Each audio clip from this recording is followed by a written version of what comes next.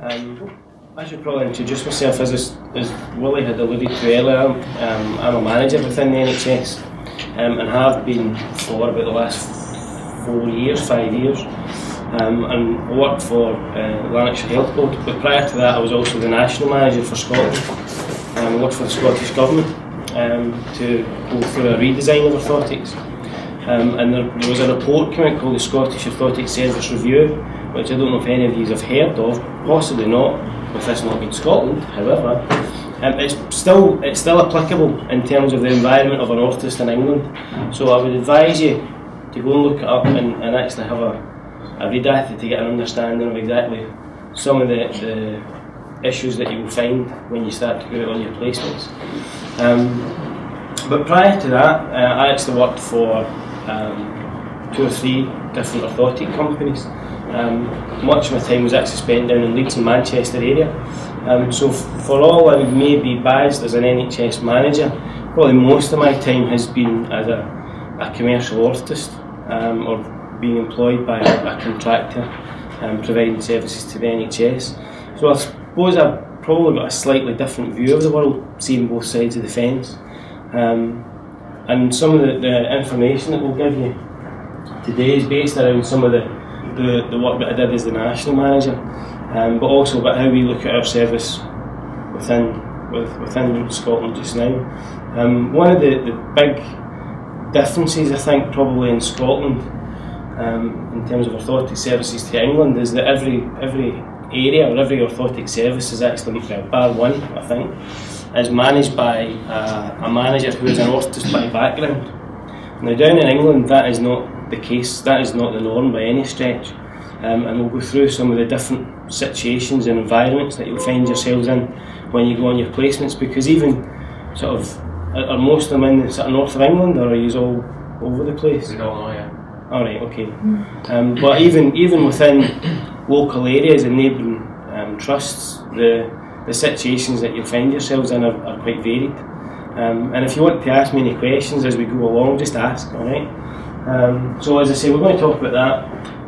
With those different conditions come different clinical workloads because of the way that your service is set up. And that'll probably surprise you as well. Talk a little bit about multidisciplinary working. Willie was talking about the diabetic service that he's involved with in Lanarkshire. Again, we're quite lucky that we have a number of multidisciplinary teams that we work in. And going back to this difference between cost and value, one of the things that we have been very conscious of in the 3.5 years or 4 years I've been in Lanarkshire is trying to show the difference between costs of orthotics and the value and the benefits of it, because often that gets lost, because orthotics is seen as a very visible cost that leaves the organisation. We spend in Lanarkshire about £1.2 million a year within our service, and in Scotland, which has a population of about 5 or 6 million, 5.5 million, we spend about 10 million. So there's a fair chunk of money, and again it's about demonstrating that what do we get for that £10 million, and we can have a little bit of a chat as we go through it. And then one of the things we have to do is, again, working in that NHS environment, is work out at what point is the value, where is the value, because again, within the NHS there are various initiatives like the waiting times initiatives and some of the other things that will come up, and it's working out, well, again, what does orthotics do and what does it contribute to that, because it's not just about a pair of shoes or an insole, it actually has a bigger picture, and hopefully that will be shown as we talk you through that.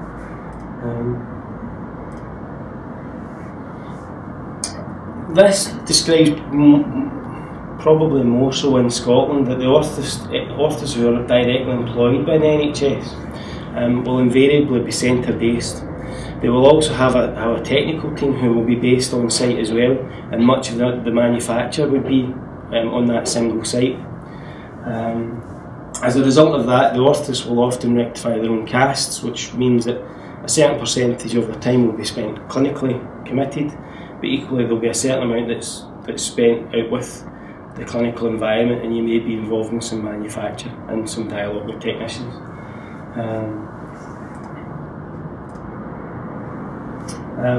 as I was saying earlier on, they're more likely to have rectification facilities. Again, this is taken from some of the work I did previously, but your average orthotist in Scotland will have about 1,600 patient contacts a week. A year. Sorry, a year. Glad you said that.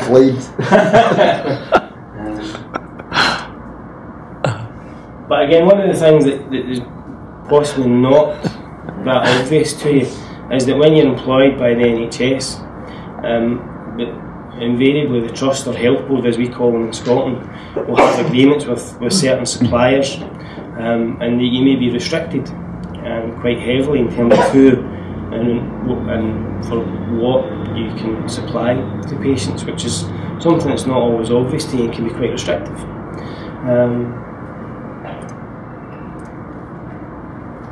And in terms of scenarios or examples of services that don't have or are slightly different, is that where you're employed by a contractor, which is obviously you have an employer, someone like RSL Steeper or Blatchford's, who are contracted to the NHS to provide a service. And there are some varying places that, again, because of the nature of the way that the NHS buy the service, you may be centre based, but a lot of the time, as a contracted orthotist, you will often find yourself sort of 1 or 2 days in a hospital A, and then a day or two in hospital B, and possibly even a hospital C and a D, and there would be some travel involved in that. But again, that's not always the case, and one of the examples is Leeds Teaching Hospitals, where I was a manager for about 6 or 7 years, which is a centre-based environment. So just because you're a contracted service doesn't necessarily mean that you would be travelling about, but be prepared for that to be the case. If when you get out there is a lot of orthotists who will do 25,000–30,000 miles a year, and that's not unusual. Leeds is a bit of an oddity. It's actually what we call a fully managed service, and what that means is that the entirety of that service in terms of the budget is managed not by an NHS manager, but it's managed by a lead orthotist or a lead clinician, who may be, because it's a prosthetic and orthotic service, and in that fully managed service, effectively we are told that there's a certain amount of money that we spend per year, and we then manage that on the NHS's behalf, because there's a recognition that someone who has an understanding of the service is probably better placed to make decisions about how that money is spent. In terms of your patient contacts a year, it's roughly double. So as an orthotist employed by a contractor, you will be less likely, as I said earlier, to be centre based, but you'll also be less likely to do some of the technical work and be involved in manufacture. And that's probably the biggest difference, is that you'll find, how many of you have a perception that when you go into a clinical environment you'll rectify all your own casts? Any? No idea? No concept? Well, you'll actually find in the real world, most services will actually have you rectifying very little amounts of casts, particularly in England. But whether you would be an NHS employed orthotist or a contracted orthotist, you would probably find that it would be unusual for you to spend any significant period of your week rectifying casts, and you would have a prescription that you would write with your cast that goes into the technician, who then rectifies that on your behalf. So all that time that you spend rectifying casts when you're in here, I don't know if you do quite a bit, is probably not how it will work when you get out there in the real world. Is that something that you had any concept of at all then? No? And again, what you'll find is that much of your manufacture not only is not done by you, but is done potentially 100–200 miles away. For example, our footwear provider is obviously Bolton's, who are based in Newcastle. So going back to some of the things we were talking about earlier about information and your measurements, it just crystallises why that is so important, because it's not like you can walk down a corridor and say to the technician, I didn't mean that, I meant this. So it's about clarity of information, and it's it's worth being aware of that to emphasise the importance of that. Have any of you ever heard of an appliance officer? Yeah. Has any, in terms of the days that you've had out with, you know, in the clinical environment, what is your perception of an appliance officer? Just. Well, growing up before I started, I used to work at NHS before I started today. Right, okay. And at physically, all the orthotics and prosthetics came under the appliances at the hospital. Yes. Rather than individual. This is a major thing, and again, particularly in England, there has not been the same initiative in England to have the need for clinicians to have the budgetary control. And again, going back to that contracted model, often you'll find that a lot of services will have a person called an appliance officer. Now, an appliance officer is basically a fancy word for an administrator who tries to dictate what you do. And that is probably not very politically correct in terms of how I describe it, but that's a fact. And part of the orthotics service review highlighted that is an issue, that you've basically got administrators in charge of a service with no clinical background, other than the fact that their main role in the NHS is about cost control. And someone mentioned something about shoes and the cost of shoes. My suspicion is probably that that's where that comes from, even from that day that you'll have spent in that environment that you were in a clinic, is that anywhere that has an appliance officer is always over the shoulder of an orthotist, and that's something that you have to contend with and manage to a certain extent, which is why I'm emphasising the concept of value, because it's about value, not cost, and it's about how you demonstrate the value to what you do versus the cost, and sometimes you'll find that people will very much focus on that, and it's up to you guys here to demonstrate the value, because unless you do that, all we'll do is focus on the cost. Alright. Again, going just through some of the pros and cons. Theoretically, it would then mean that all the patients that have or that attend services with on-site manufacture would often then have a lot of adjustments physically. I think has some technical staff that make adjustments, for example, where you can make some of those adjustments on site, which is a great thing. However, one of the other challenges is that it's very difficult to predict how long some of these adjustments will take. So what you generally find with services with on-site manufacture is that they have a tendency to underbook. And going back to some of that information about effectively half of the number of patient contacts for somewhere with an on-site manufacture, that's what that relates to. What they have a tendency to do is build too much safety into the potential that you may have some major adjustments to make to your orthosis, which is slightly ironic, because on that on-site manufacture where you've just done all your cash rectification, surely the argument is that you should have very little adjustments to do because you've been in charge of that. So I suspect that probably the more realistic argument is that there is not a drive for efficiency, because it's not about revenue generation in that environment, it's more about cost control. So these people are not necessarily trying to push patients through the system, and as a result probably do less work. And I'm quite sure if there were some orthotists who were employed with the NHS in here, they would argue with that. However, the facts would suggest otherwise.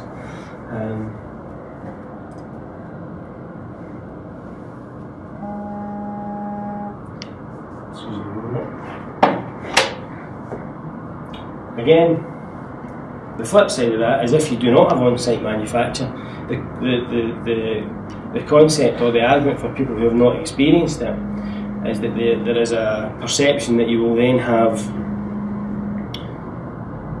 people returning on an ongoing basis, and the truth is that doesn't happen.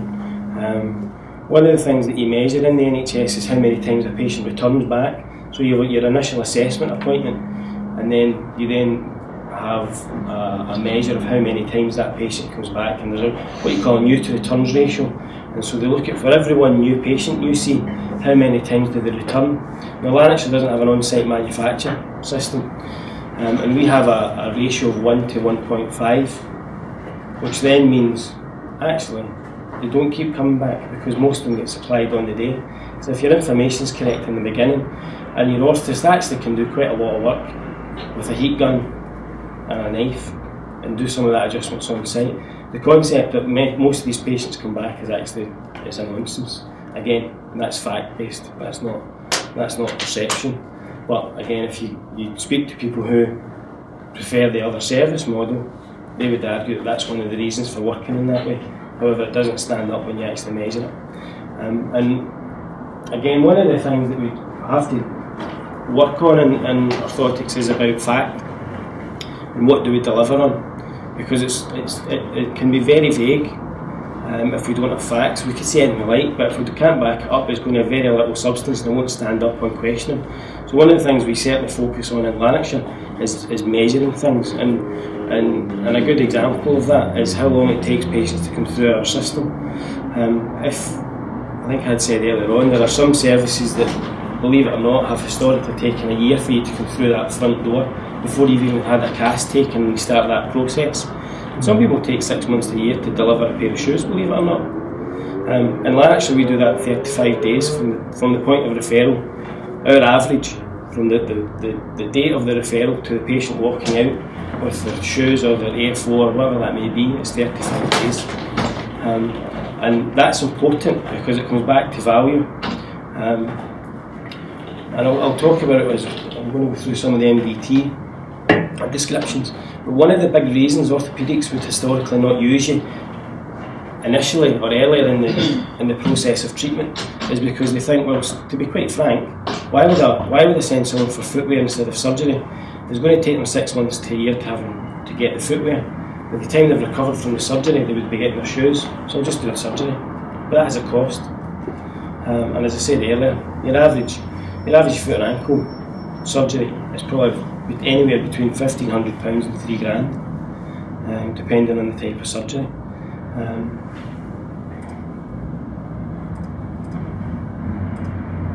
Again, going back to some of that, your average in-house orthotist in Scotland will do 6 clinics, and then the remaining 2 days of their week would be spent in a workshop. But again, if you look at someone with a contracted service that doesn't have on-site manufacture, they'll do 9 clinics, hence the increase in throughput. Alright. Any questions about that? Does that surprise anybody at the moment? Which one would you say is more efficient? Well, I've worked in both environments, and in terms of efficiency, there's no question that a contracted orthotist is more efficient. But it's only as efficient as the supplier you use and the information that you give them. Because if it's rubbish in, rubbish out, and that's it. As long as you get that right, there is no question that that's the more efficient service. Because also you can only be as good as if you consider the in-house model where everything's manufactured on site, you could only be as good as your technician. Whereas the advantage I've got is that if, for example, supplier A was not good at providing footwear, I could look at supplier B, C, D, E, or AFOs, the same thing, insoles. For example, the people that provide our insoles are not the people that provide our calfers, or the people that provide the footwear. So we then have the opportunity to use the best suppliers that suit us, that we can work with. So if you're looking at efficiency and probably quality, I think there's an argument to say that a service independent of on-site, independent of the manufacturer, is probably the most efficient by some distance. Is the orthotist overworked though? Well, we would have, your average orthotist in a week would have 7 or 8 patients in a clinic. BAPO guidelines are that you have 20-minute appointments. So if you're looking at BAPO standards, then the answer to that would be no. What they are more efficient. I would actually argue that 6 clinics a week at probably somewhere in the regions of 4 or 5 patients is inefficient, because that has a cost in terms of throughput. So no, I would say that that model, as long as you work to guidelines and structure, is by far and away the most. Any service that doesn't work to a good structure will be poor. In terms of looking at our workload, within Lanarkshire, we've got about 30% of our activity is orthopaedics. You want to head off now. Diabetes 15%, rheumatology 10%, paediatrics 20%, stroke rehab 15%, and then we have a variety of other things that we get ourselves involved in. Yeah, you go. Kind of a random question, but would cerebral palsy come under paediatrics? Yes, assuming they're a child. But yeah, equally, someone with cerebral palsy will become an adult. But yeah, that paediatric component probably relates to a large chunk of patients with cerebral palsy or spina bifida, or a variety of different conditions. In terms of foot and ankle pathologies underneath that, about 80% of an orthotist workload will be foot and ankle, which is probably higher than you may have. You do all this work down the spinal and upper limb work and all that sort of stuff. But actually, 80% of your time will be doing foot and ankle work. 50 to 60% of our spend, in fact, if you include insoles, up to 60 or 70% of what we spend is on footwear and insoles. About 10 or 15% on AFOs, and then again the rest depends really on specialist centres, like somewhere that will do some spinal injuries work or scoliosis bracing.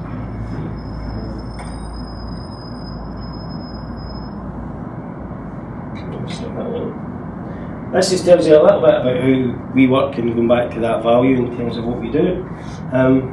We mentioned earlier on that a lot of the referrals historically go via orthopaedics and then come to ourselves.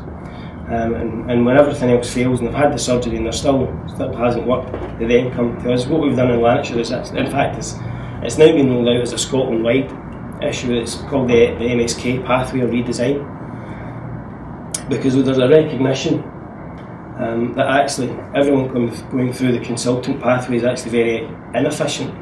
In terms of the number of patients that go through an orthopaedic consultant's clinic, how many of them do you think as a percentage convert to surgery? Let's take a guess. Going through what sort of clinic, sorry? Patients that go to an orthopaedic clinic to see a consultant, how many of them do you think are converted to surgery? 80. No? 80. Any other guesses? 10%. 15. 85% of the people going through an orthopaedic consultant's clinic do not convert to surgery. However, the NHS bases much of its success on the waiting times of an orthopaedic consultant. You see it on the news and you see that being advertised. Actually, it's an irrelevance, because for that 85% of these patients, they don't get treated there, they go elsewhere. So why would we go through an orthopaedic route to then be referred to us? It doesn't make any sense. Very inefficient use of what is a very expensive resource. So what we are looking at in Lanarkshire is that we then flip that on its head and we become the gatekeepers for orthopaedics. So that what we actually do is, when patients come through with some of the feet that you saw today in terms of Willie's slide, instead of actually taking them and trying to operate on them, what we are trying to do is prevent them from being operated on. And the reason for that is for a few reasons. You consider the concept of cost. You also consider the fact that actually surgery is not that easy. You hear people here are talking about the bunions being done. That's actually a huge. The slide that Willie showed earlier on, that process has probably got 2 or 3 surgical procedures per foot, with a recovery time per foot of upwards of 6 months. So that's a 12-month rehab process for that, to just get your bunions done. So you can understand why you'd want to try and flip that on its head, because that's not an easy answer, and it's also certainly not a cheap answer.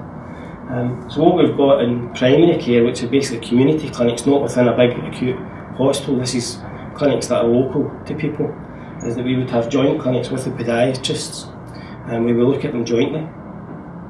We also both are involved in providing orthotics.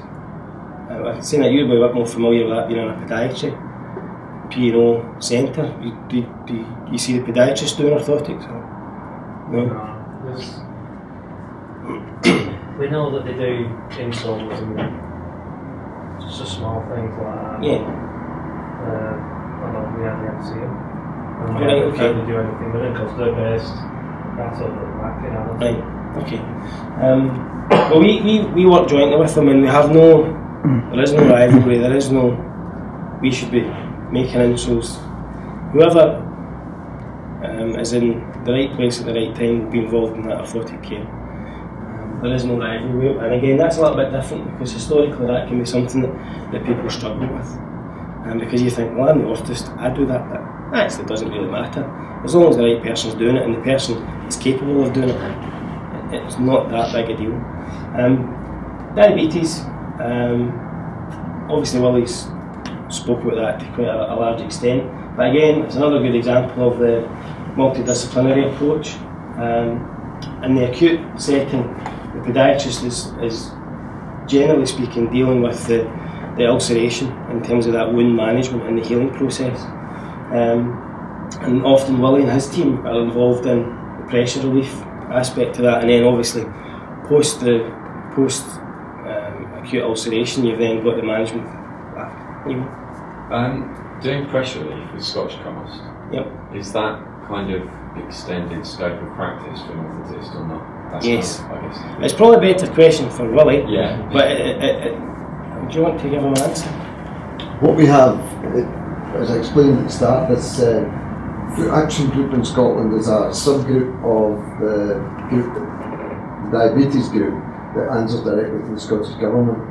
And we have worked to create the screening, and as a consequence of that we have now got a multidisciplinary core team being cited in the official paperwork as a podiatrist, orthotist and diabetologist.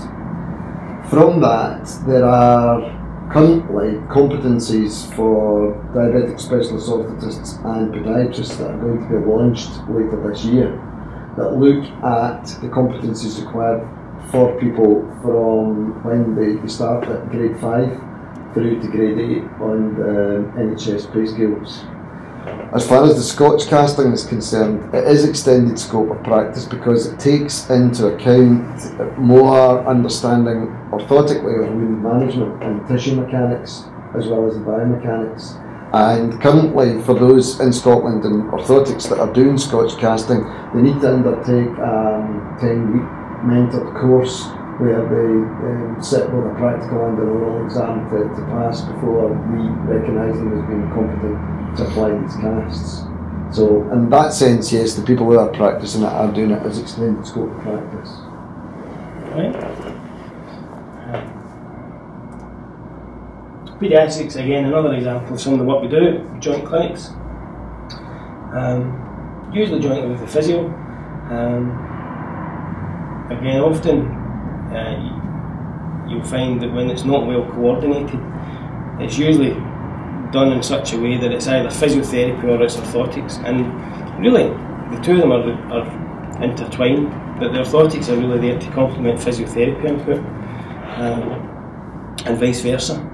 And I think what you should be thinking about when again you're out and you're working on your placements, that you want to be considering the fact that actually what you do as an orthotist has a direct impact on a physiotherapy treatment regime and vice versa.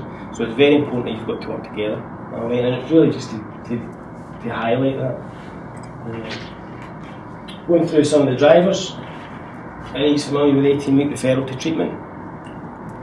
Again, similar in Scotland, which takes you back to that consultant route. One of the ways to bypass that is if they, at the moment in Scotland, if you don't come through a consultant route, you don't go on 18 weeks referral to treatment, and that's the same down here.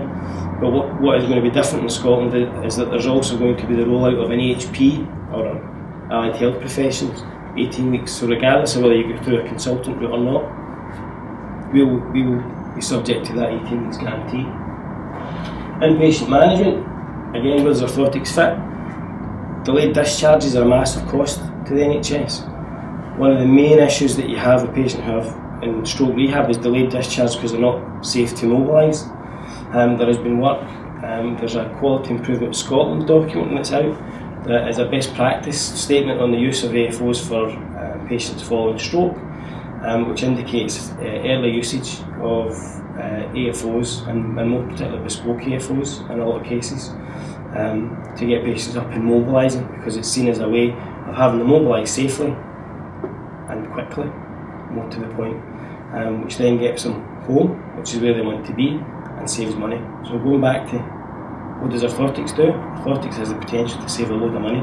When we first started in Lanarkshire, we used to take 6 days from the point of a patient coming in or being referred to us to actually supplying them with an AFO or an orthosis, which is a cost, going back to Willie's comment, about £300. That's if you do nothing. That's not inclusive of physio rehab. That's a bed where you do nothing.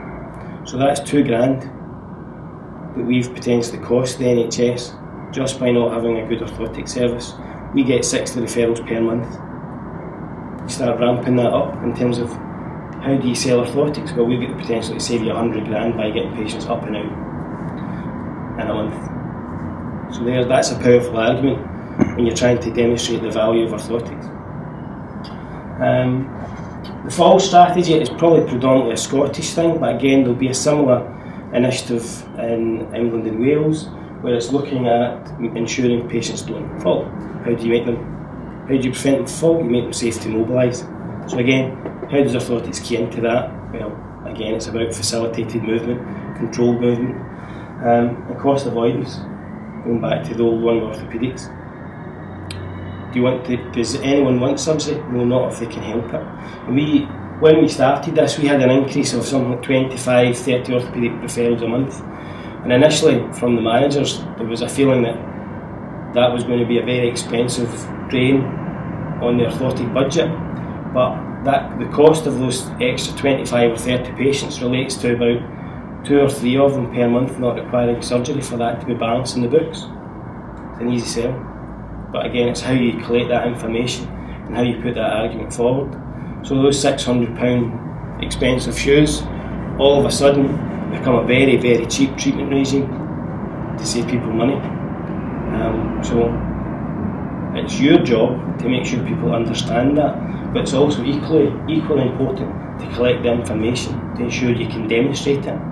And if you do anything in your careers, understand that when you go into your service, that this is real. This is what you can do. You just have to actually measure it and demonstrate it. At the minute, it probably just seems that you're coming in and it's about how you design your AFO or how tight the tape measure is. That has, in the broader sense of the NHS, has a massive impact on what you can do. Alright? I'm conscious of time, so I'll shut up and I could go into that in a wee bit more depth, but anyone get any questions about that? No?